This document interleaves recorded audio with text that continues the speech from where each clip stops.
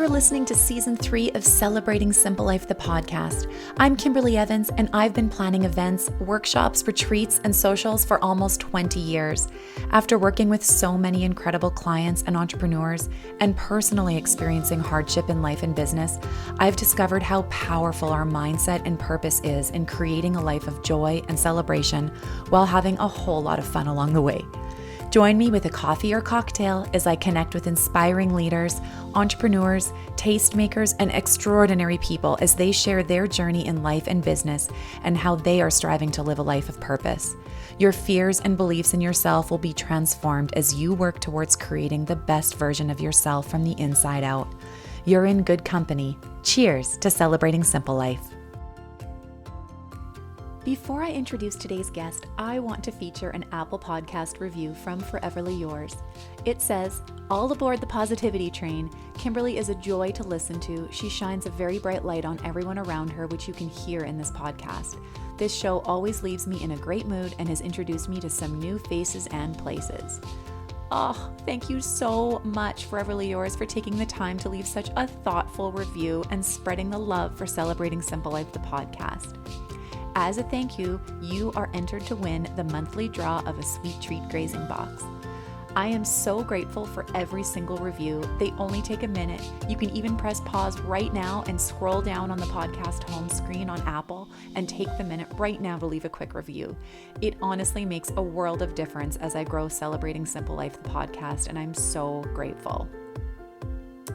Reviews are selected to be read on the show, and when you submit a review, you will be automatically entered to win a sweet treat grazing box just for writing the review. Also, if you enjoy an episode and want to continue the conversation, I would love to see a screenshot of the episode on your Instagram stories. You can tag Celebrating Simple Life or hashtag Celebrating Simple Life. Today on Celebrating Simple Life, the podcast, we are going deep and chatting with my therapist and coach, Julia Kristina. You know me, I'm always up for an honest and real conversation, and this one is extra special. Julia believes that we need to stop shying away from looking at and talking about the deep things that make us tick as human beings, and doing so doesn't have to be awkward or uncomfortable. From the moment Julia Kristina learned that there was such a job where one could help another human being grow, heal, and make changes that would transform their lives, and thus the lives of generations to come, she knew she had to do whatever it took to become a therapist. Julia is a world-class therapist, teacher, and speaker who has a natural ability to connect with both individuals and groups because of how she is able to bring deep conversations to the surface and bring clarity to the complex things that make us perfectly imperfect beings.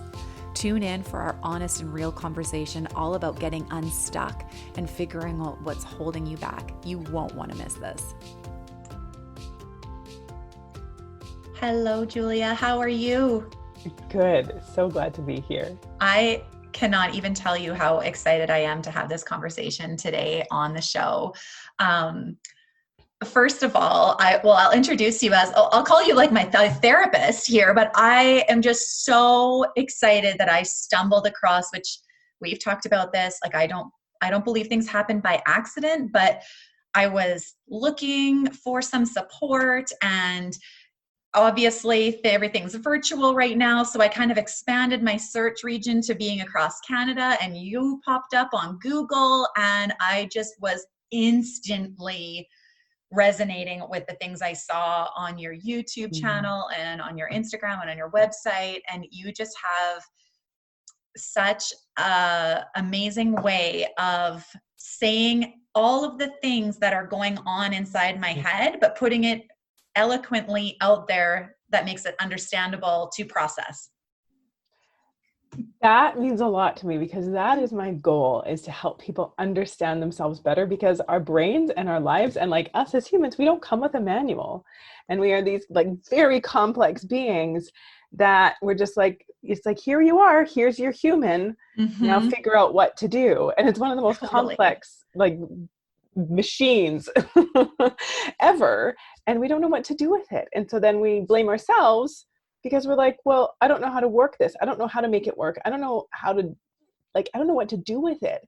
And then we get mad at ourselves because we don't know, and we blame ourselves like, oh, well, I guess there's something wrong with me because I can't figure out how to make this work properly. Totally. So yeah, I was instantly hooked, and I just know that this episode is going to be such a gift for my listeners today. So I would love to just dive right in and just hear a little bit of your background, I guess, in how you decided that being in an industry of being a therapist and helping humans, as you call it, is your calling, and how you kind of decided to get into that, and how things have shaped in the business and the community that you have grown today. Well, it's a bit of a funny story because I always say that I have this propensity to make things harder than they need to be. That's kind of been the story of my life. But I mean, if I can look back and rewind to when I was, I think, about 14 years old, and in the back seat of my good friend's parents' car, sitting in the parking lot while her mom ran in to get some groceries, and we were sitting in the car listening to the radio. It was about 8 o'clock at night, and there was this radio show on the local radio at the time called Sex, Lies, and Audio Tape. And what it was a relationship counselor. It was a call-in show. So people would call in to this relationship counselor and talk about the things they were struggling with, and she would help them through it. And I was like immediately hooked. I'm like, what is this? And what is this job where this person gets to listen to what people are dealing with and struggling with, and she gets to help them sort it out and make sense of it? This is incredible. And I kind of just didn't think too much of it after that. I kind of tabled it in the back of my brain. And then fast forward to 10 years later, after I'd done my undergrad degree, I was working for a nonprofit, for a community living organization. I had put aside the idea of becoming a therapist. I put it to the back because I was not a school person. I mean, I can do school, but I didn't love school. And I kind of just scraped through university because I would rather have played cards in the cafeteria with my friends than go to class. I hear you loud and clear. Right. And so I did. I just barely basically one semester, I almost went on academic probation. No lie. Like, well, Julia, it's time to get back to class. But anyway, so I was about 24 years old and not really sure what I wanted to do. Just, that feeling where you're like, I know I was meant for more, but I just don't know how to do it, or where to turn to, or where to look, or what step to take, or who to talk to. I just don't know. And so I was in this very sort of frustrated state for several years of being like, I know that I've got more to offer, but I don't know how to do it or where to do it. So anyways, it kind of all came about 10 years later when I was 24 years old, and I was sitting at a table at my cousin's wedding in Saskatoon, by the way. Yeah, with my cousin's aunt and uncle on the other side. And I was chatting with them, and I had known their kids because I had grown up seeing their kids a few times, right? When families kind of, different sides of families come together. And I remember, I remember their kids, and I was asking about their kids, and one of their children in particular, we'll call her Sarah. And I said, how is Sarah doing? What's Sarah up to these days? And they said, oh, Sarah's in school to become a chiropractor. And I was like, if she was younger than me at that time, and well, I guess she still is younger than me. And I'm like, if little brown, curly haired, freckled faced, whiny, chasing me and my cousin Dagan around, if she can, this little whiny girl who is kind of annoying, if she can become a chiropractor, what the heck am I doing? Right. And so it was that moment where it was almost like my ego got in the way, and I'm like, I'm not going to let this little girl show me up. And I was like, that's it. I'm going to become a therapist. I don't care what it takes. I don't care what I have to do. I thought, it's a 2-year master's program. I can do that. I can do 2 years. I can tough it out. I can suck it up. I can make it happen. And then bam, 6 years later, I became a therapist. Right? Because you go through all the prerequisite courses, and I applied several times. I didn't get accepted for the first 3 times that I applied. And then finally I got in. And then actually from there, it was crazy, and just sort of a testament to when you are doing the thing that is right for you, it doesn't have to be hard. Like I remember as soon as I got into grad school, I'm like, I'm not a school person, but then I ended up graduating with like a 4.2 GPA, valedictorian, like all of this stuff. And it wasn't because I was like some, intelligent, like super intelligent, super talented person. It was because I loved it. And I was like, I knew it. This was the extension of me, right? This was my like fifth appendage that had been missing this whole time. And now I've got it. And I feel like I can finally function the way that I was supposed to. Well, and that is so evident in the work that you put out today. It's one of those things where I have seen some different therapists throughout my adult life and have had different connections with each one. Some have felt like they've just clicked right away, and other ones you kind of go a few times and you're just not, for whatever reason, nobody's doing anything wrong. It's just is what it is. And there was just something from the moment I like heard your messaging that you were putting out into the world on your social channels that I was like, I feel like it was almost this feeling like I feel like I had known you for a long time. There was just this way that was being spoken to that, I mean, I knew you weren't speaking to me, but it felt like you were. And it just was one of those things where it was like this settling in my own being that felt like here is somebody who actually not only cares, obviously, but who has the ability and the expertise to be able to, like I said before, say the things out loud in order to help the chaos that's sometimes going on in my brain and all of our brains, to just be able to process that and to be able to get onto the other side of it rather than feeling you have to stay stuck in the place of figuring things out.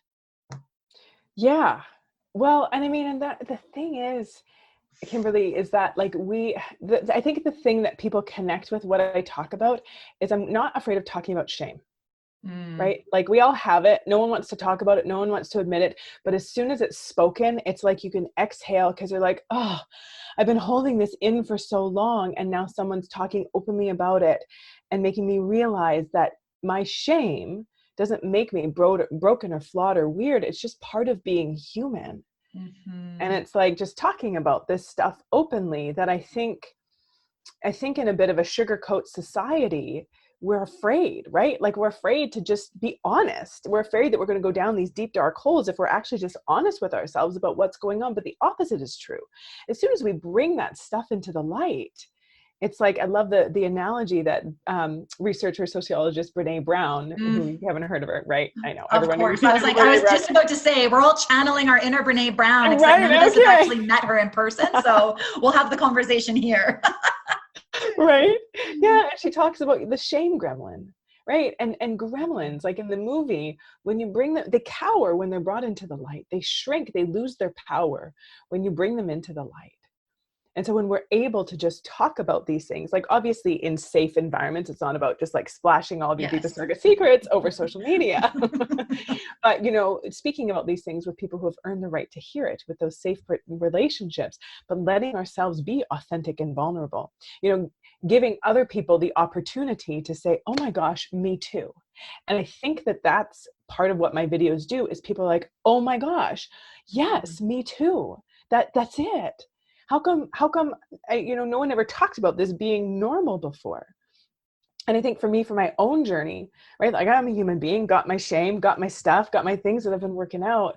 I'm like, why is nobody talking about this? Why is everyone just telling you that you either, have like a mental illness that makes you, incapacitated, or you just have to think positive, right? Like, you just have to suck it up and it's all good. And where's the right? in between? Where's the in between? Totally. Yeah, where's the in between space to just be like a human being with human feelings and human experiences and human pain and human struggling? And why are we not just like talking about that? Not in this like, oh, this is so awful, horrible thing, but just like, this is part of being human. Oh, I totally agree. And I get asked that question a lot on my social platforms, even with just posting out about the podcast and about different things that are coming up on my own kind of business platform. Yeah. Just like messages that come in that are like, how are you just feeling like you can share these things out loud? And I'm not sharing anything that by any means that is like really overly uncomfortable, but just sharing and just saying what's going on. Like, I'm having a bad day. This is really crap right now. This is what's going on. And mixing that in with today's really good. Today feels really good. Like, and it doesn't have to be all sunshine and rainbows all of the time. And I think I've actually found myself over the years almost unfollowing more things on social that exude this extensive positivity on things. I would call myself an optimist. I'm a very positive person, but in the same respect, have equally as many bad days as anybody else on snippets of moments throughout any day that just comes up of things that are frustrating or hard to process and deal with. And it's a constant work in progress. But I almost feel like it's easier to just not see those blasts of positivity all the time, because when you're having a day, that doesn't feel good to like see those things. And you kind of have to know and be able to analyze what headspace you're in to know, like, should this be bothering me right now? Or can I just like let this go and realize that this isn't someone trying to get me? Well, and the danger with this toxic positivity, and I call it, and I don't like the word toxic because it's, a little bit of a cliche term, but it can be dangerous positivity, is that when people are pretending like everything is all good all the time, that's shame-based, right?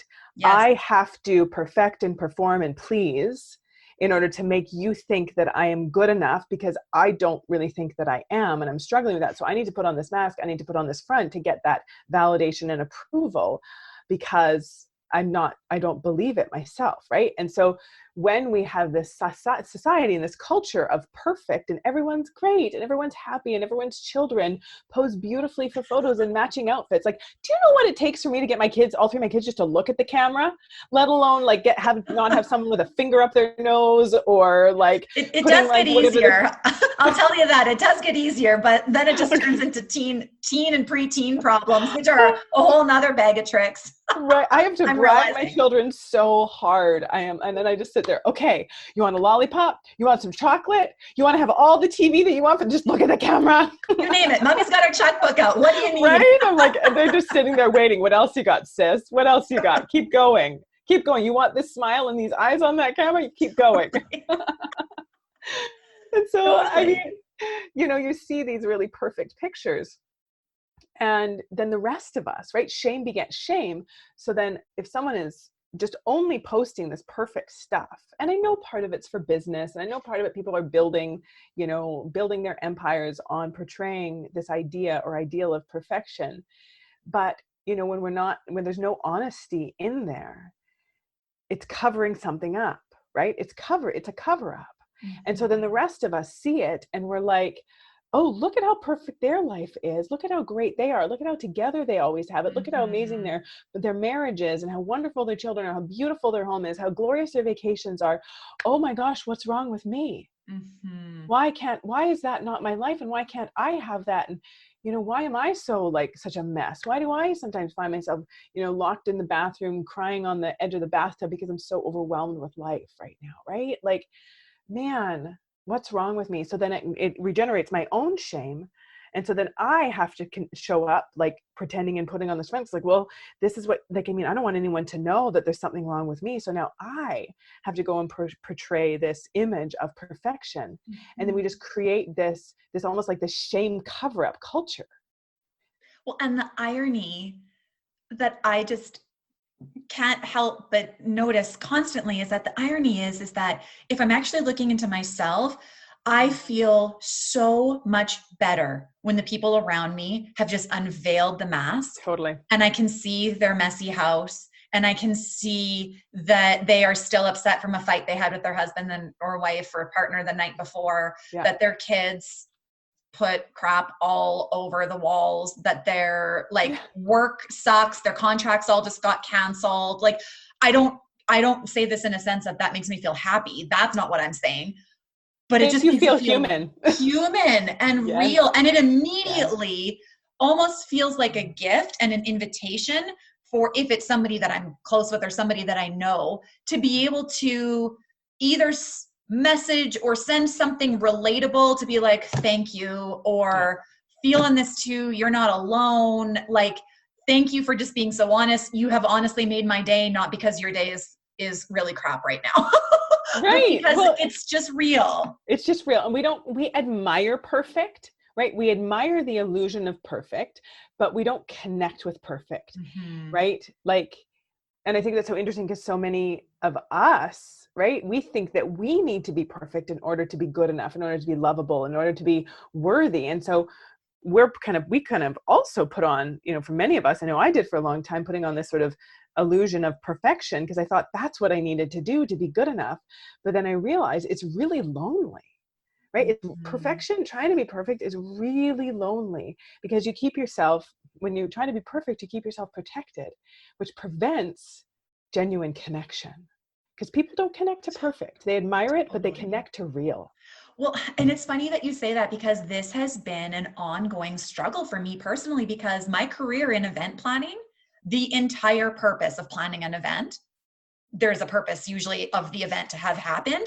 The entire purpose is to make something out of this world perfect, to give people the experience that they are having, an experience like they've never had before, and mistakes are not welcome here, and you must fit this part to be able to join in, and you must have this much money to join in, and you must do this and this and this. And for almost 20 years, that has been the career that I've been in. And it's been this constant sort of, and I love pretty things, and I love going to parties, and I love making things beautiful.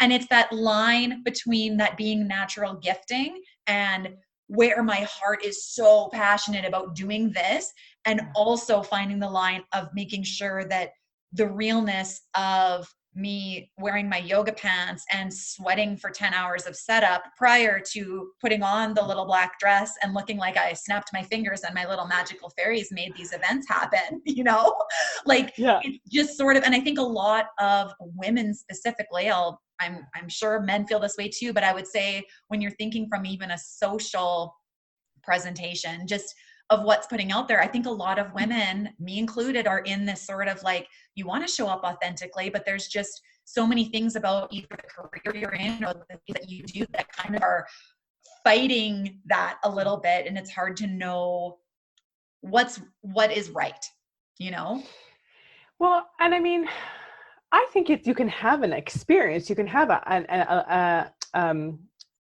a heightened experience. That's not what I'm looking for, but an elevated, you can have an elevated experience. Like, that's beautiful, right? To have beautiful experiences in life. Absolutely. Right. And be curating and creating beautiful experiences for people, to have that set to connect, right? To communicate, to be with each other, right? Because that's what an event is. It's an opportunity for people, for relationships to be built. Totally. Right. And just providing a really lovely setting for that experience. But that doesn't, right? Like, but that's separate from just the authenticity of life. Right. That isn't everyday life for everybody. No. Yeah. Yeah. Definitely not. Right. Yeah. And just like, and your role is just creating an experience for people. It's not putting them into, a constant alternate reality and in a place of like denial. Do you know what I mean? Oh, 100%. Absolutely. Well, and I think that brings me to, so I want to talk a little bit about, the Shift Society and the group that you have created within your therapy practice. And anyone who wants to sign up for this program and become a member is able to choose that option if they want to. And it is a program that I am a part of. And I want to just talk about,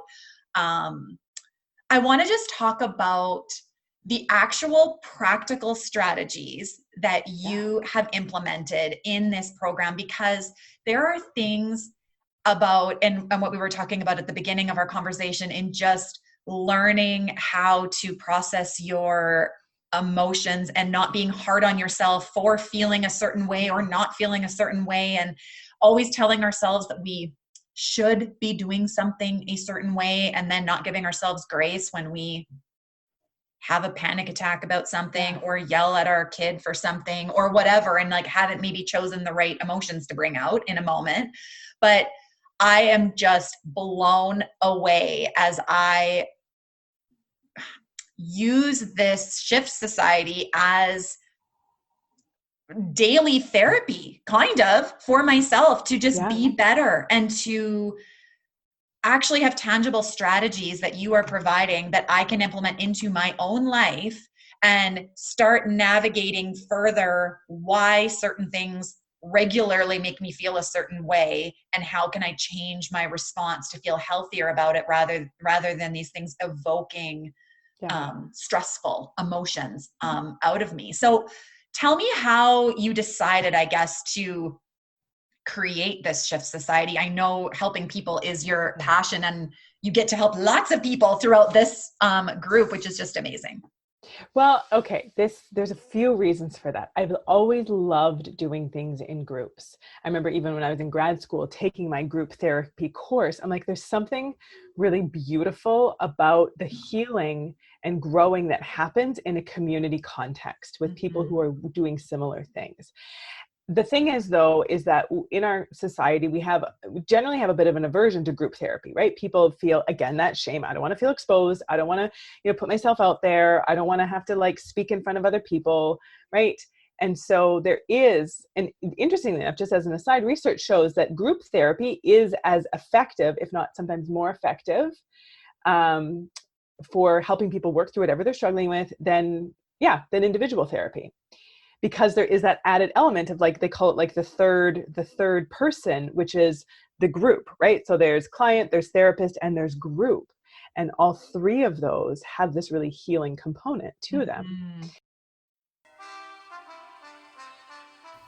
I'll get back to the show in 20 seconds, but I wanted to give you a moment to snag a Christmas sweet treat grazing box just in time for the holidays.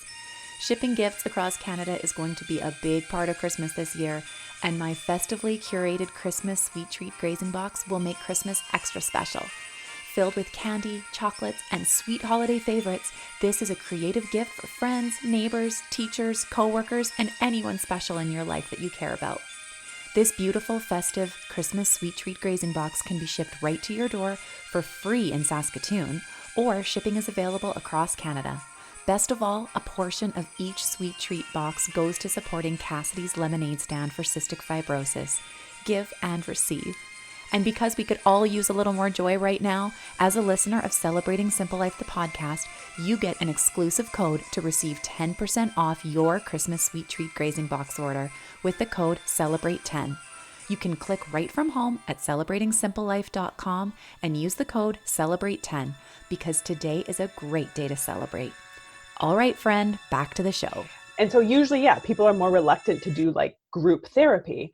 And so, but I've always had this in the back of my mind, where I'm like, how do we create this group experience and the power of connection and community? I think especially at this time and place in history, which is why I think maybe the group has exploded this year. The year I started, right? The year I start the group is the year we go into shutdown and start having less, connection with our loved ones. So we're all kind of looking for this place to belong on a regular basis, to connect, to be plugged into something, right?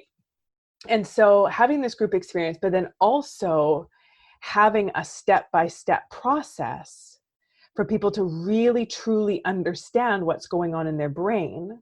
And so they can learn how to manage their minds, right? How to go inside, instead of what so many of us do is we try to control our environment in order to manage our emotions, right? We're trying to make things all of us, right? Right. And we don't know, again, this like very complex system that we're all just sort of given at birth without a manual. Just go raise yourself and be a productive human being. Right. Just figure out the way it all works. And then if you can't figure out how to work it, blame yourself. Right. Yeah. And then and the whole shame thing comes in again.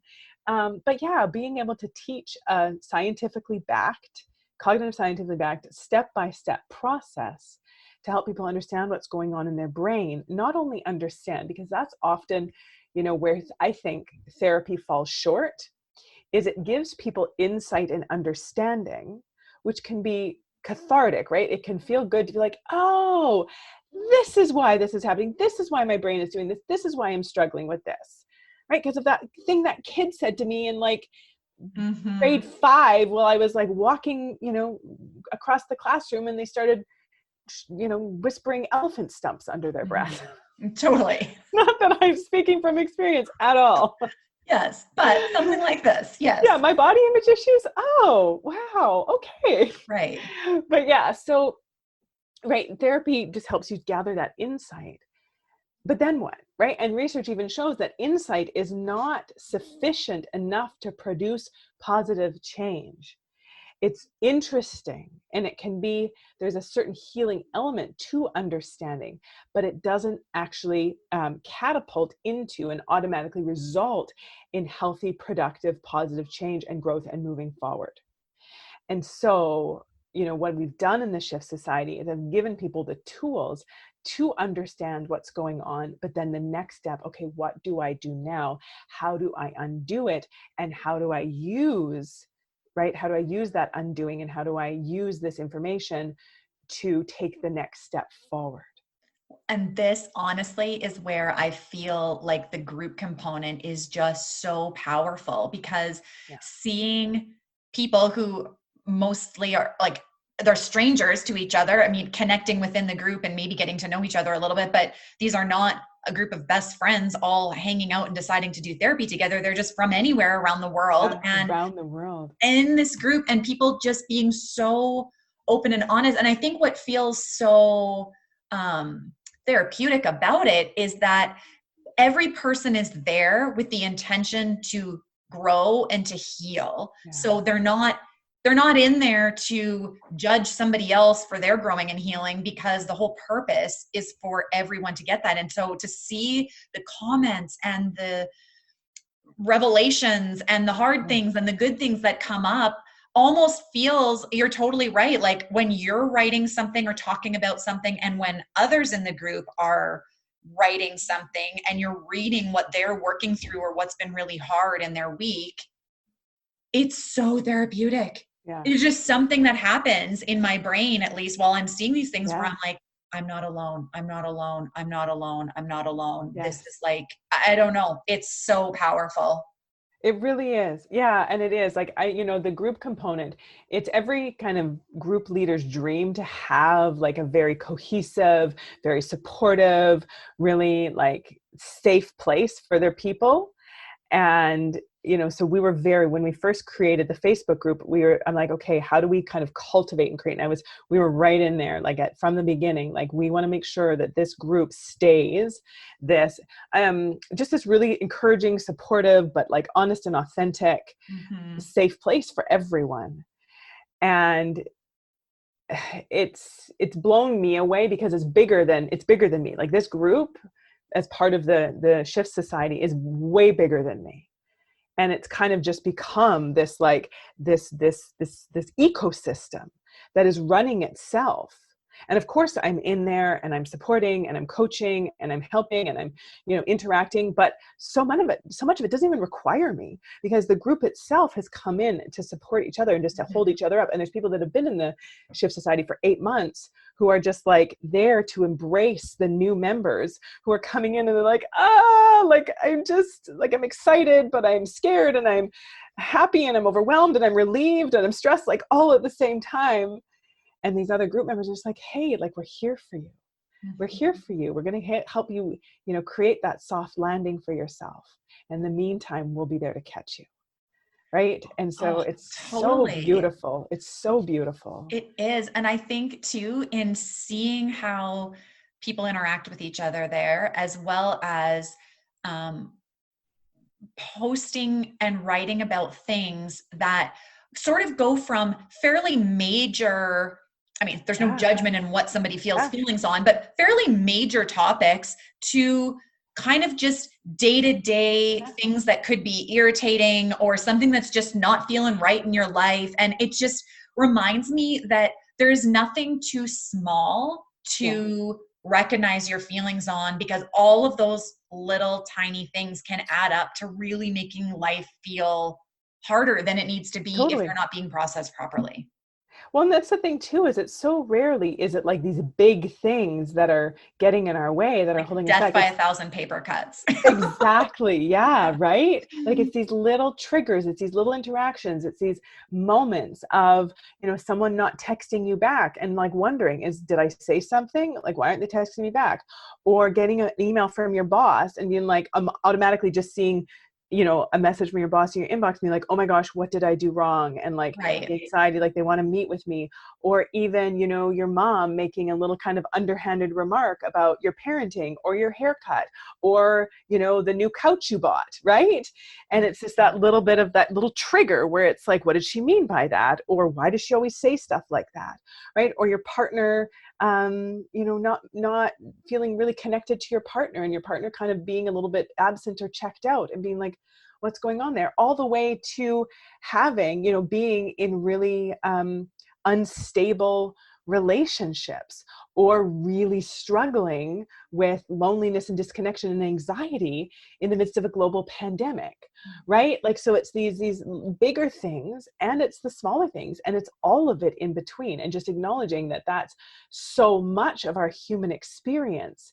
And it is often, right? Like it's often these little things that get to us, that throw us off, that bring up these emotions that make life harder than it needs to be. So learning how to manage our minds around that without just, having to be grateful and think positive and pretend that it's not happening. Right? Totally. Well, Yeah. and I think too, I think it's so easy for us to think that when we're having a problem or when something doesn't feel right or whatever the case may be, that it's either just going to naturally resolve itself, Yeah. and sometimes it does, absolutely, or there has to be some massive big thing that has to happen in order to fix it. And I think that it's just, I don't know, it just feels, it feels nice to know that you can actually put the work in to Yes. being better, and that when that these things, like anybody gets better by working on something harder. That's just like Right. humaning 101, right? Like you Yes. want to play an instrument, you're not going to be the next Kenny G on the saxophone just by picking it up, right? Like that was a bad example, but like I you're love not, it. it doesn't work that way. And I am definitely guilty of being the type of person who just wants to like try something once and be an expert. And I see that Yeah. in my children now too. And it's like glaring me in the face of, oh, right, I remember and continue to remember feeling that way too. How do I support them in recognizing that that's not the way it works? You That's not have the to way put that it in the works. time. Well, it's so interesting how we have this expectation for our personal development, for our emotional and psychological development, that we don't, I mean, maybe we do, which is why most people give up on working out, but we don't have that same expectation for our physical health, right? We're not like, I want to go to the gym for like every day for a week and then have like rock hard abs and a butt that doesn't quit, right? Like Yeah, we don't do that. We're totally. like, you know what I need, and I almost think of this shift society as like a brain gym, where it's like, Mhm. here's the foundational lessons, right? Like, here's the core of what you need to do. And then here are these other things that are going to work out different parts of you, right? So we have the core lessons in there. There's 8 core lessons that I told you or that we talked about, is like the step-by-step on how to like understand what's going on in your brain and how to manage that and how to deal with basically anything that comes up in life. And then we go into these more kind of focused master classes once a month, where we look more specifically at a certain area and then apply those tools to that and kind of dive deeper around that issue, like boundaries, like self-love, like motivation, like oh my gosh, trying to think of some of the other, people pleasing, like a deep sense of confidence. Like we have master classes around in that. And so, we don't do that with our physical health. We're like, yeah, I've got to show up, right? I don't have to go and do a 2-hour workout, like hardcore workout every single day, but I do need to show up consistently if I want to see results. And it's exactly the way the brain works. It's called neuroplasticity, where it's like going to get a little bit brain sciencey on you, but right, like our brain is made up of neurons that there's a funny little saying in the neurobiology community. It said the neurons that fire together wire together. And every time we're having, that could be on a t-shirt, right? Sure, it probably is in somewhere. Yeah, Right? But it's like we have these experiences, or we have these thoughts, we have these reactions, and then that becomes the firing in our brain, and that becomes the wiring, which is why we have these default patterns and these default reactions, almost even unconsciously, without even thinking about it. Right? That's why we take something personally, or we get offended by this, or we get angry about this thing, right? Like we have these automatic reactions, even if we don't want to. And in hindsight, we're like, oh, why did I do that? That was so silly. Or like, why did I make it mean that? Or why did I get so worked up about it? But it's because we have this wiring in there. And so if we want to have a different response, we have to exercise different muscles, right? We have to actually allow different neurons to fire so that they can wire. And you can change your default way of being. But you have to understand that there is a process, and your brain has to change, and that change takes work. It doesn't take a ton of work, but it takes consistent work over time, a little bit of consistent work over time to allow different neurons to fire, and then they wire, and then you can change, right? An anxious, stressed, feeling down all the time, or just like feeling, bad about yourself or something. You can change like a default brain into a brain that is more calm and clear and grounded. Not to say that you're never going to have a difficult human emotion again, because again, that's part of being human, but it won't be the default, and it won't be where you get stuck for prolonged periods of time, because you now, right, like both two things happen when you change your brain, is you experience the anxiety, the sadness, the self-doubt, the self-hatred, like you experience that less often, because it's not, your brain just like has changed its wiring. So both it happens less often. And then when it does happen, you're able to move yourself through it more easily and not get stuck in it. Mm-hmm.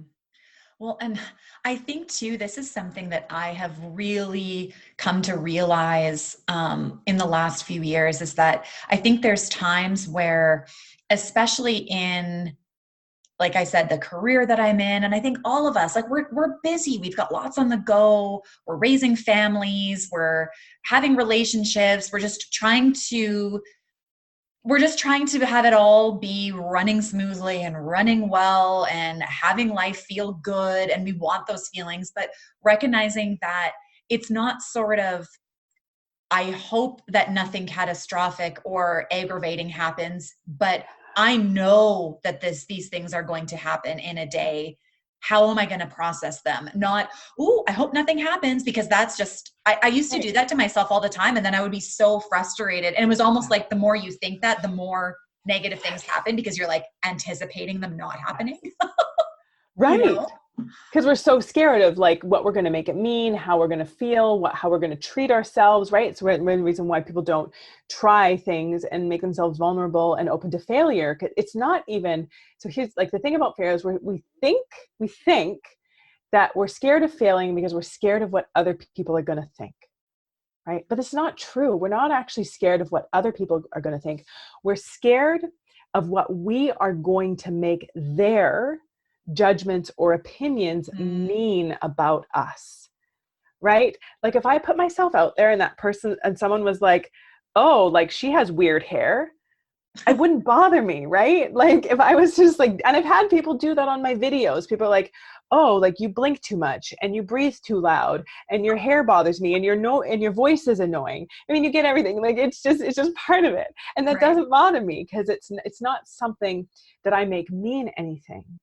But if someone was to say something, about me, that would hit a trigger, hit one of my insecurities, then that would bother me. It's not what they say or what they think. It's what I make it mean, right? It's my thoughts about their thoughts that are creating my upset, my pain, my hurt, my sadness, my anger, my self-doubt, all of that stuff.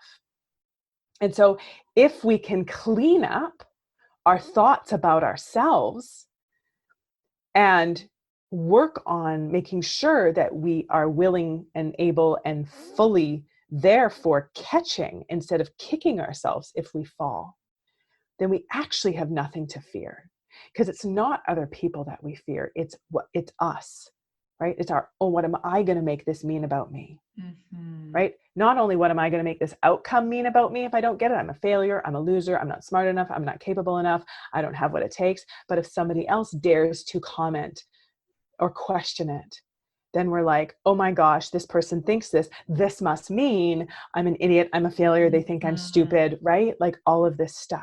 And one comment suddenly writes an entire novel in your head of words that you're making up yourself. They didn't even say those words. It's just all the things. And we already have the story there, right? That's right. They're just opening the book, right? The story is already there, right? So that's why we're like, we got to burn these books. Mm-hmm. So there's nothing for them to open up, right? Like we have to be cleaning up our stories about ourselves, burning the old ones and writing new ones.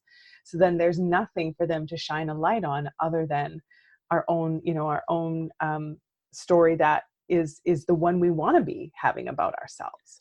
Totally. Well, I was having a conversation with a really dear friend a while back, and we were talking just about this, and we are very honest with each other and are really good friends. And when something has ever come up where I'm like, oh, like, did she need to say it like that? Or am I misunderstanding something? Did I not follow through on something that I was like going to do? And are close enough in our friendship that there's times where she can text me and be like, this is what I'm telling myself right now. And I'm telling myself that this is what you were meaning by this. I know you weren't, but I just need to put this out there so that it can just feel good. And I have done the same to her in a totally just casual, not at all confrontational, just for some reason, these are the stories that are being told in my head right now. Just putting it out there. If you are meaning this, then let's dive into it. And if not, I just needed you to know that so that I don't have to have any little splinters of things that are potentially that are ruminating, right? Yes, that are ruminating and like digging into other areas of my day or whatever, and just like getting it out there and just not letting a thing be a thing. Like it doesn't have to be, oh, I'm offended and now I'm going to spend the rest of the day being mad at the person when I have zero ideas whether or not this is even what is happening right now. Yeah. Right. And it's not interesting that like we're so quick to believe the thoughts around someone intentionally trying to hurt us or offend us or blow us off or reject us, right? We're so quick to believe that interpretation and so quick to dismiss any possible alternative, right? Like but it is that negative bias in our brain. So research also shows we have a natural negative bias in our brain originally for our survival, but now, it's not often very helpful because it's turning things into a threat that aren't, right? It's making up threats to be like, okay, this is ambiguous. That person made this comment. It's ambiguous. Let's interpret it as something terribly offensive, right? Totally. Well, and it comes back to, I talk about this with my kids all the time, where there has to be, it's hard if you have felt, as humans, if you have felt hurt by somebody or somebody in the past has either once or continuously done or said things that kind of feed into that narrative, and you just maybe are already anticipating that is what's going to happen when you speak to this person or have an interaction with this person. Yeah. But my kids and I talk about, I want to assume that they want the best for me. Yes. I need to make a generous assumption about people that I am interacting with. Yes. And I say to them too, about people that you're interacting with, like you're playing on the playground, or you're not right now, obviously, but you're doing all the things and you're having interactions with people. I truly don't believe that most people wake up in the morning in a headspace of, I am out to get every human that crosses my path. Maybe there are some that do, and they can live their lives how they need to live them. But I don't believe that I have people in my life who wake up in the morning and think that about me or anybody else that I know. And so it's like, yeah, it's just like mind games sometimes that we play with ourselves. And even if they are, right, even if they are out to get you, understand that still isn't personal. Right. Right? Like when we think about the people that we criticize or antagonize, it's because we're struggling with our own stuff. Mm-hmm. And this is sort of like the outlet for our own pain, our own anger, our own hurt, our own frustration. And we take it out on other people, but it has nothing to do with them. Right? And so even if someone is intentionally trying to be cruel or hateful or harmful, it still has nothing to do with you. Okay, so let's use this as an example, because I love this. I feel like, again, channeling out the women here, not that this is obviously a guy thing too, but just thinking about, I can only think as a woman's brain here, but what would you say? So for listeners that are hearing this conversation and they're like, yes, okay, something has happened to me today or this week that was just like the examples you talked about. I got this irritating email. Somebody said something that I didn't like. My kid did something I didn't like. Whatever the case may be, whatever your thing is that happened, whatever triggered you, what would be your practical solution that someone can take today and say, okay, here is one thing that I can actually be mindful of in order to more quickly move through these feelings rather than letting it ruin my next hour, 24 hours, week, month, if you would really get hung up on something. Yeah. Well, just even understanding that people are just existing in a way that they think makes sense for them. Right? And I've done a whole video on this called the rule book. And we'll go off on a little aside on this, but I think it's an important thing for us to understand is that every human being is going through life playing by their own set of rules. What they think is right or wrong, acceptable or unacceptable, reasonable or unreasonable, right? Just sort of, or even just the default without even thinking about it, right? Things that they learned, how to act, how to behave, how to treat people. They have their own rule book. And, we have our own rule book where we think what's sort of common sense, common knowledge, common decency, what's okay, what's not okay. And when we run into problems is when we think that other people are breaking the rules, right? They're not breaking the rules. They're breaking our rules, but they're following their rules, right? So understanding that people have different rules and they're just living according to theirs, what they think is reasonable, right? A reasonable way to talk to someone, to address something, to deal with an emotion, right? Like that's what they think. And so if we can understand that it's not personal, they're just going in accordance with what they believe to be okay. Now, that doesn't mean we just have to sit back and endure it. We can say, I don't like this. I don't want this. I request a change. Right? And then they can decide whether or not that's something they are willing and open to doing. And depending on the relationship, that they may or may not be willing to change that. But I think even just for managing our own minds, when it comes to different relationships with colleagues, with bosses, with acquaintances, instead of like taking things personally and even, getting so offended, just realizing this person is just dealing with things in their own way, or they're going through something and they're handling it in whatever way is accordance with their rule book. I don't need to get caught in that crossfire, right? I don't need to get pulled into that. I'm not saying that it's easy. Let me tell you, Kimberly, it is not easy to be able to take that step back. It is not easy. I will be the first to admit that. And just even this mantra, I remember learning this mantra and it never clicked in the way that it has in the past few years that I've been doing this work at this deeper level. But I remember this person saying like, this mantra of reminding when you're around kind of volatility or criticism or judgment to just be like, this is not about me. This is not about me. This is not about me. This is not about me. This has nothing to do with me. If someone doesn't like something that I'm doing, it's still, they don't like it, right? Just like when somebody else is doing something that we don't like, it's not about them, it's we don't like it. And that's allowed, right? We're allowed to not like things. We're allowed to express that we don't like something. We're allowed to request a change, but also understanding it's like, this is what I want, right? It's not that you're necessarily doing something terribly wrong, because according to you, it's not wrong. According to me, it is. And I'm either going to manage my mind around it and just kind of let you do you, or I'm going to request a change. Does that make sense? I know this is sort of like a deeper teaching, and I'm No, not saying that this is easy. This is a practice. Well, and that's right. Back to the practice, right? Like, I think it's all of these things. And I think it's easy for us as humans to, like we were talking about before, to just want it all to be fixed yesterday. Yeah. And little things are going to keep coming up. And I have been reminded so many times in the last little while, even years, where when you actively are trying to work on growth in a certain area, or you're trying to either change, like I would say to myself, oh man, I really just want to be more patient today. Like, I want to be more patient today. Yesterday wasn't a great day. I was raising my voice with the kids. I was letting little things kind of irritate me. I want to be more patient today. And the day will unfold, and every possible impatient thing coming my way, of things that are like challenging my patience, will happen.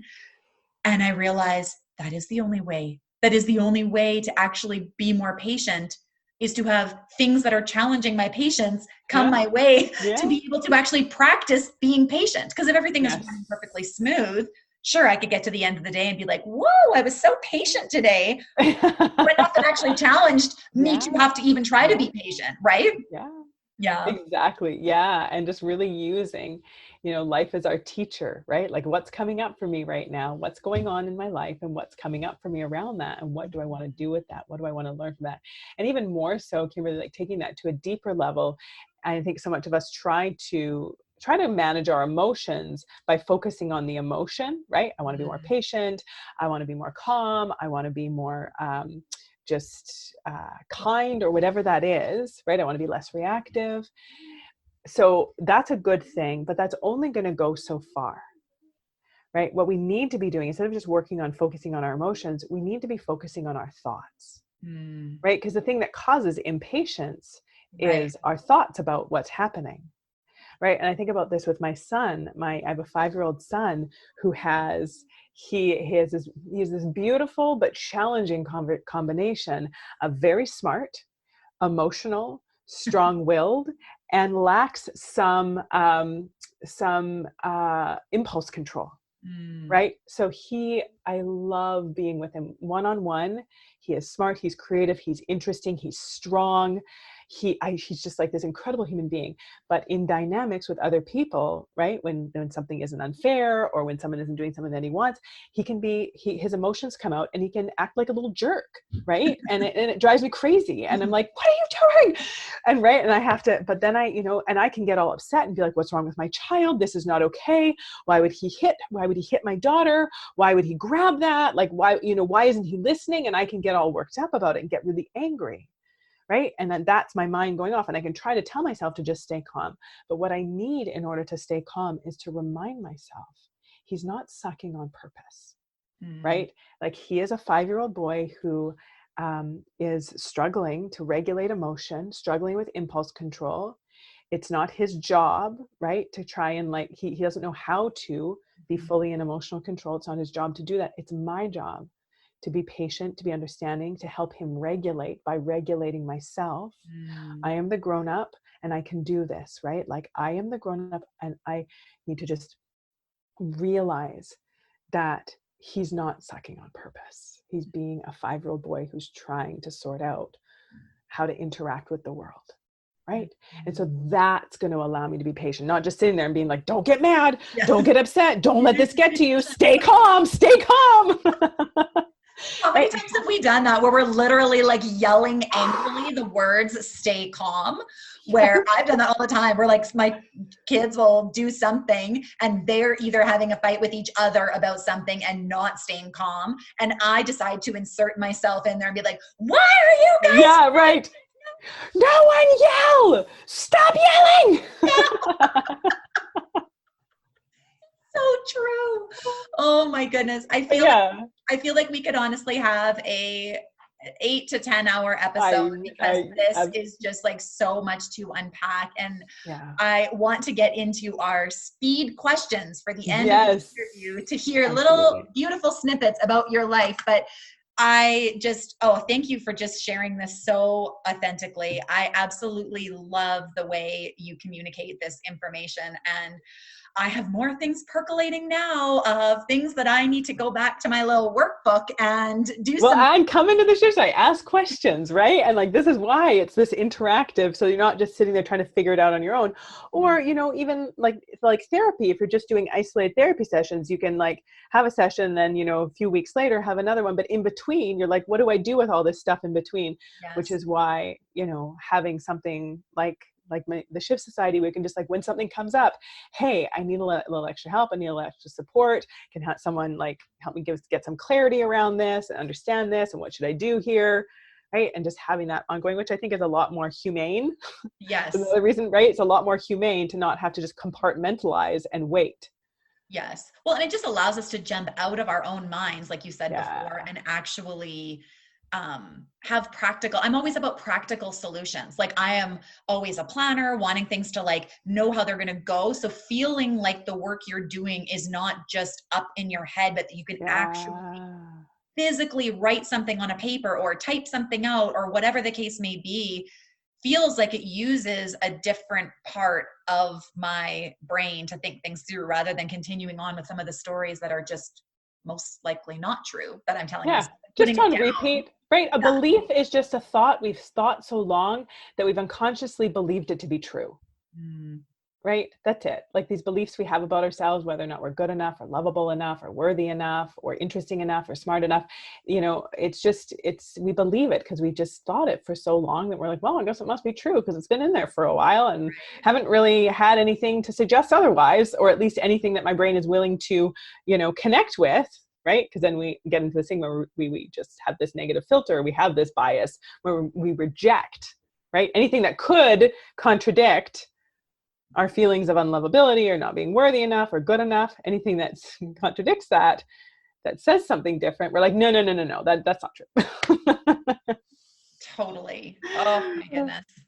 Well, if this wasn't enough information for us to all unpack today, we are going to be digging deep this week. I love it.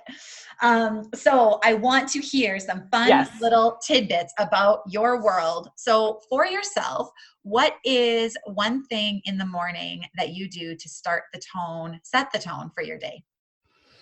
Shower. Good girl. Honestly, I don't feel like a human until I've had a shower. I don't wash my hair every day, right? But I've never understand people that can like go through the day and not shower at all. It's not a hygiene thing. I don't care. It's like, I need that, right? I love showering. So I don't feel human until fresh start. Fresh start. It's so simple, but I need a shower in the morning to feel human. Are you a coffee drinker? And what is your coffee order? Yeah, I am a coffee drinker and I am a boring coffee drinker. I like just a thick, I like a strong medium roast. I don't like anything too sooty. So a strong medium roast with a decent amount of cream and a moderate amount of sugar. Just doing it. I love it. Rich and creamy and sweet and delicious. And yes, I love coffee.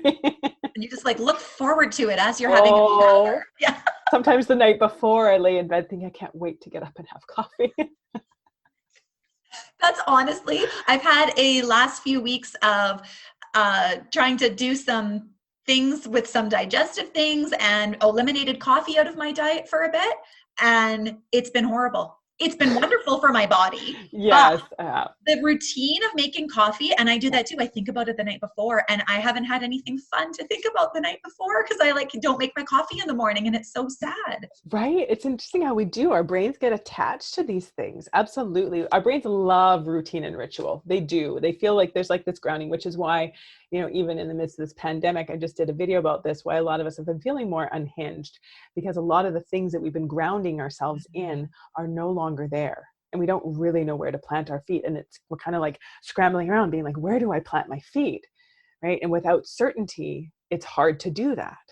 Well, those things just feel easy. Like I don't have to think about taking a shower. I don't have to think about making coffee. Like it could happen with my eyes closed. Like it just happens. Yeah. So finding grounding rituals, especially right now.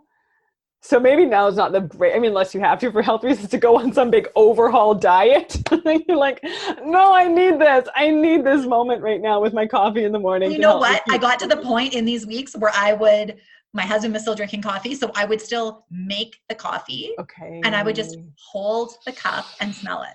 I would pour myself, and it was so wasteful. I would pour myself a cup of coffee and I would just hold it and I would just smell it and like, okay, this feels better. I do want to drink this, but it feels better that this is in my hands and that I've made that. Anyway. I love it. I love it. What is something that you have in your purse for your day-to-day or in your luggage when we are able to travel that you just cannot live without?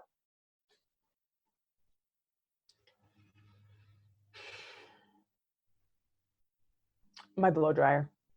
Not in my purse, but in my luggage. No, really, my hair, air drying my hair, it's not You're gonna appropriate. You're gonna get some trolls on YouTube if you forget your blow dryer. Oh my gosh. It's not appropriate. My hair washed without a blow dry is just like not appropriate for human consumption. I was not blessed with amazing hair. I've learned how to work with it and how to embrace it and build a relationship with it. But when it comes to my purse, I would say like, that's a really interesting thing. What do I need to have on me? I'd say a little bit of tinted lip gloss. Yeah, that's kind of nice. always, I'm just not bringing a purse and just shoving a couple things in my pockets, like my wallet, my keys, my mask nowadays, and my lip gloss. Well, I think a lot of people have stopped embracing the purse. Like I know for myself too, especially now that it's getting colder. In the summer, I found this more challenging because some of the things I would be wearing like wouldn't have pockets or wouldn't have things to like put your keys and things places. But now when it's colder out here and you're wearing a jacket always when you go out, I've almost eliminated the purse, and then you're not like touching things and having to put it down. You can just have everything close to home. Shove a couple things in your pockets. There you go. And especially now because we can pay on our phones. Like I don't even hardly bring my wallet most places anymore. Like, so easy. Yeah. The opposite of health. What is your favorite junk food? Oh, Kimberly, all of it. It's like salty then sweet. This is a dangerous question during a world pandemic when we're all in our houses eating. Ketchup chips. I'm true Canadian. Yes. Ketchup chips. Old Dutch. It's got to be Old Dutch ketchup chips. Have to be Old Dutch. And I've lately been on a crunchy chocolate bar. You know, the one with like the chocolate and the sponge toffee on the middle. I so know. Cadbury. Isn't that, I guess I am pretty particular. Old Dutch ketchup chips and pretty much anything Cadbury chocolate. Don't go throwing some Lay's ketchup chips at her. I know. Or Hershey's. No Hershey's. Cadbury. It has to be Cadbury. Yeah. There's like a definitive, like, it's like you're either on one team or the other. Like there's like a line in the sand of what your chocolate and chip preferences are. I love it. What is the first or most memorable concert you've ever attended? So first actual concert, so non-official, I don't know if it counts. It was a concert. It was Newsboys and DC Talk, but it was at a church. Oh my word. I did an air band to a DC Talk song in high school. Love it. I love it. Right? I sure did. Time is, like, I'm making my clock as if people can see it. Time is ticking away, you know, tick, tick, tick. Yes. Got it. Yeah. But that was at a church, but it was, you know, it's pretty legit. There's even a bit of a mosh pit in there. But my first actual real like stadium concert was Green Day. In my punk phase. Totally. And we sat out, my girlfriend that I went with, she was a diehard Green Day fan, and we had to sit outside the back at the end by the tour bus. Just in case. Waiting for them to, and they did. The drummer came out. And she freaked out, and then he gave her his chicken bone that he had been eating. Oh, God. She kept the chicken bone. It's like, Jen, that's disgusting. We just had a celebrity encounters episode a few weeks back on the podcast of random celebrity encounters, and having a chicken bone thrown at you would have been a very, very interesting story. Speaking of random celebrity encounters, I just want to say this one thing. This was like several years ago. It was a good 10 years ago when the Junos came to Vancouver. My friend Myra and I loved this girl. We kind of went and stalked the Junos a little bit. Like, let's just go. Let's just go down to the red carpet and just be little lurkers in there. And I have to tell you, Bryan Adams, very handsome in real life. I mean, he's aged since then. Mm-hmm. But like, I remember seeing him on the red carpet with the lights on. I'm like, he's a small man. Like he's a very attractive man. Wasn't expecting that. Bryan Adams. You know what? My girlfriend and I saw him last fall. He came to Saskatoon and got tickets to go see Bryan Adams. And I was thinking the same thing because is he in his He's gotta be in his 60s. Yeah, I was going to say late 50s, early 60s. Like he's like almost my parents' age. Yeah. Like Bryan Adams could be my dad. Yeah. Yeah. I know. I agreed. He looked really good. Still rocking it. Feeling it. He's just got something about him. It's very surprising. Yes. I love that. Okay. So what is something that you absolutely love to do in your free time, which I'm sure you do not have much of? I love to run, which is a bit obnoxious because I'm not really a runner. I'm not one of those. Like, I hate you, Julia. How dare you? No, yeah, I'm not an elite athlete. And let me tell you, when I run, it's nothing fancy, but I love, like, especially with small children, I love like fresh air and putting a podcast in or an audiobook and just like having almost that meditative time. Yes. Sometimes I listen to music if my brain is tapped out. I'm like, I just don't want to learn anything right now. I just need to listen to either some good old like 80s pop or, a little bit of like hip hop, a little bit of like hardcore hip hop, depending on your mood, right? It's either like Jay-Z or Hall & Oates, one of the two. just one or the other. They're kind of similar. But having that time. And I don't run fast. I don't, this isn't anything other than this sort of way to kind of move emotions through, move energy through, center and ground, oftentimes learn and listen. I get inspired a lot by the things I'm listening to. And I love all parts of it. I totally get that. I started 2 or 3 years ago now, walking 4 or 5 kilometers a day.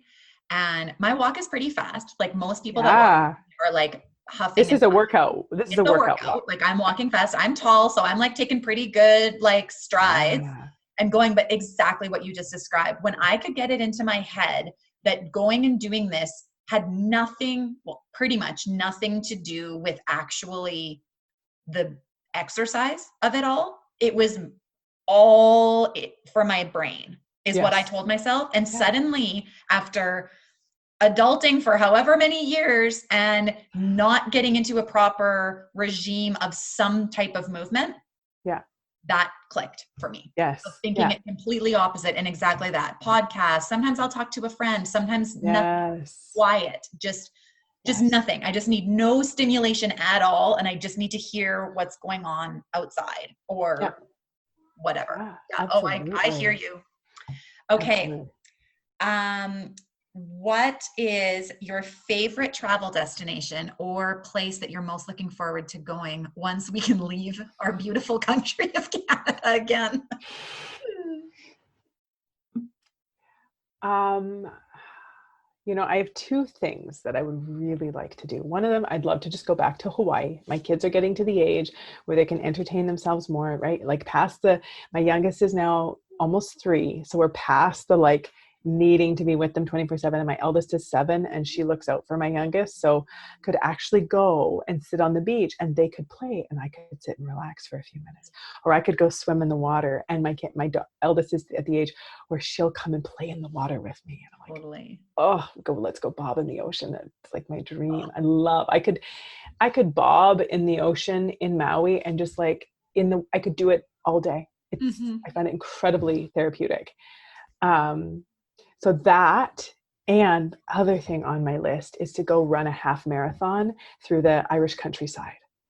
Oh, that's cool. Wouldn't that be amazing? And to just like go and like run through the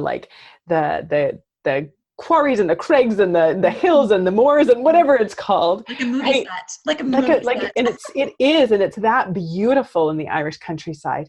And then afterwards to be just like that amazing amount of like tired and sore, and then go sit in an Irish pub, listening to fiddle music, drinking some good Irish beer, laughing, and just being with other human beings and appreciating ourselves and our bodies and being together. To me, that feels like a dream. My heart is like beating out of my chest right now as I like think about traveling. I'm like, oh, Yes. this Where are you aching to go? Oh, well, we often go to Mexico for a month in the winter and try to escape winter, and have had flexibility in our careers and lives that have been able to make that happen and just get away. But I would say that I would love to go back to Australia. I was just there 2 years ago and it was incredible. But Europe I've touched a lot of places in this world, but no Europe. And so that is like where I'm itching to see places that are just dreams of mine to go. So yeah, I think that would be where I would jet to first. I can't wait. It's going to feel so much better. And do you know, it's going to feel so much sweeter being able to do this stuff because we haven't had the option. Totally. Oh, I agree. It is just going to be magic. I feel like even in the little things that have happened in the last like 8 months or so, when our church is quite big, and it had a drive-in movie night during the summer, which was like all socially distanced, and they just showed like a kids movie. And so you could go, and we like pulled up and like sat, and like, it was so fun. But pulling up into the parking lot that I had not physically been to the building for however many months it was from then, I started crying. It's like so much emotion just like evoked over me in something that is just so important to us that hasn't been able to be a part of our day-to-day life. And I wasn't feeling sad about it until we got there. And then we got there and I was like, oh my word, I am overcome with how much I miss quote unquote normal things that I so took for granted. Yeah. Right. Like there's this thing of my everyday life that's I just realized it's been gone for a long time. It's like mourning yes. lots of things. Yeah. Totally. Absolutely. Okay. Last question. What would be included in a perfect day for you if you had the freedom to do whatever you wanted, no rules, no schedule? And I do this actually. I make a ritual of doing this every year on my birthday. And now that I work for myself, I try to take my birthday off. So a sleep in. I love staying up late. To me, just like the quiet of the night, I love it. So I do stay up way too late most nights. But it bites you the next day when you have a schedule. But if you have no schedule the next day, I usually don't book anything early because I work late. Like my brain, it just works better at night. So I just sort of decided that like I'll take that, like, so I don't book things in the morning, but I work at night, and then I'll book things. And usually my first appointment, even with clients, isn't until 11 o'clock. So I can at least sleep in until 9. But on a good day, getting a sleep into like 11 o'clock in the morning, oh, it's bliss. Just like the old teen years. Right? Sleep in whenever you want it. Yeah, I love it. I love that schedule. And, bless my husband for being, willing to get up, and he gets up every morning with the kids. So a sleep in, a shower, a coffee, just like hanging out, snuggling with my babies for a little bit, just being with them, playing with them, and then getting my runners on, driving myself downtown to the Stanley Park seawall, which those who are not familiar, it's like beautiful. A beautiful sort of 10-kilometer circle around, like almost like an island with forest in the middle, but a beautiful seawall run. So doing a seawall run, and then getting another coffee, maybe a croissant, getting in my car, coming back home, sort of just having some relaxed time,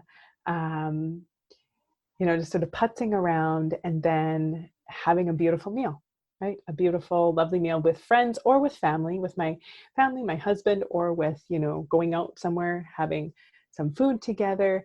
And I know that I'm getting too old for it, but an ideal day to me would also involve dancing. Oh, I love that. having just going out, I'm like, do you think I could pull it off? Do you think I could pull off going to a club?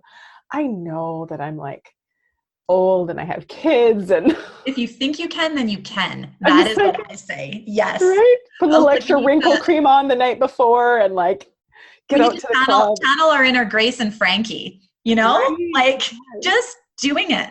I love that. Oh my goodness. This has been such a lovely conversation. And I am just so grateful that you shared your expertise and your wisdom and tidbits about your real life, because you're real like everybody else. We're all real. Yeah. And this has just been so wonderful. Thank you so much for being on the show. Oh, Kim, it's been an absolute honor. I have loved just being, watching you and being a part of what you're doing, and just hearing about your experience in the Shift Society. That fills my soul, because right, like that's the goal, right, is to have people have these shifts and this growth and this healing and this transformation in community as well. So I'm so happy for you. Celebrating Simple Life, the podcast, is a proud member of the Saskatchewan Podcast Network, which is supported by Connexus.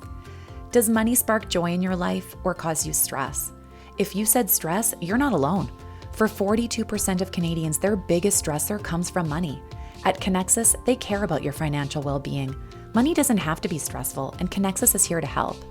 The Connexus Money Talk blog provides expert advice, tips, and solutions for all life stages and events. Getting married, buying a house, budgeting, saving, they cover it all and more. And did I mention it's free? Check it out today at connexusmoneytalk.ca and start feeling confident and stress-free about your money. This show would not be possible without you, my incredible listeners. It would mean the world to me if you would subscribe to Celebrating Simple Life on Apple Podcasts, or download and listen on Spotify, Google Podcasts, or wherever you choose to listen. If you really want to make my day, leave a review. These reviews, ratings, and sharing screenshots of podcast episodes that were engaging for you on your Instagram stories, and tagging friends that you think should hear the episode too, really helps the podcast grow.